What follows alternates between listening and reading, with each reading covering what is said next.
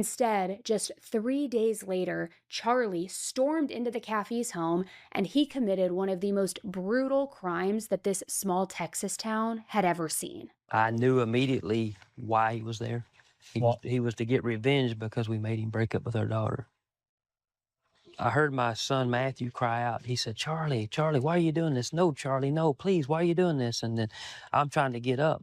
And then all of a sudden, bam, bam, I hear the gunshots. I realized Matthew's been shot. So I managed to get to my feet. I'm trying to get out the bedroom door to get upstairs to my children.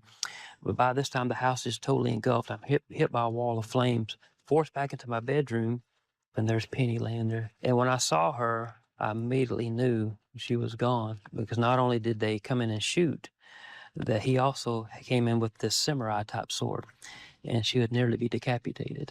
And I guess it's just the shock that I'm in, because I'm thinking, if I could just get to my neighbors, somehow we can fix this. We can get them out. Everything's going to be okay. And I'm not thinking rational. I've just got to get help, got to get them out. By now, the property was covered with first responders, investigators, and other law enforcement personnel.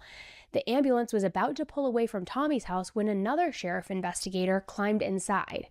Terry, who was straining to catch his breath, muttered out, "I don't think I'm going to make it." The officer kneeled down and asked him some questions, where Terry was able to tell him that Charlie Wilkinson was his daughter's boyfriend and that he and his wife had recently demanded that Erin stop seeing him. Kurt Fisher, another chief deputy that arrived at the scene, shook his head when he heard Charlie's name. His boys were friends with Charlie. They were seniors together and fished and went four-wheeling often together. Officer Fisher told the detective that he had even spotted Charlie's car parked outside of Matthew Wade's trailer while driving to the crime scene.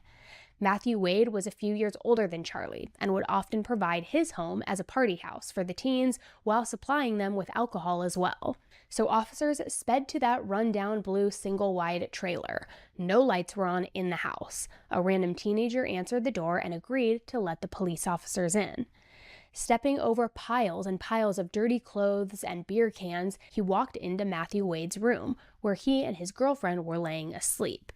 They continued down the hall to another room, where they found Charlie, lying on a mattress, awake, wearing only blue jeans, with a semi-automatic handgun on the floor beside him. Officer Fisher yelled at Charlie to put his hands up, and he led Charlie outside in handcuffs, reading him his Miranda rights and informing him that he was going in and going to be questioned. Officer Fisher informed him that the Caffey family had been shot and killed and asked if he had anything to do with it. Charlie stated that he didn't and that he had gotten drunk that night and passed out. And as all of this was happening, another deputy had gone inside to grab Charlie a shirt and his cowboy boots, and as he grabbed the boots, he noticed that they had blood spatter on them. As the sun rose, the fire was still burning on that house. The firefighters had been struggling for several hours to put out the flames, and by now, the house had burned down to the studs. They still hadn't even been able to pull out the bodies yet. Search warrants for the trailer were obtained by the police, and they went back to scour for any evidence that they could find that would tie Charlie to this crime scene.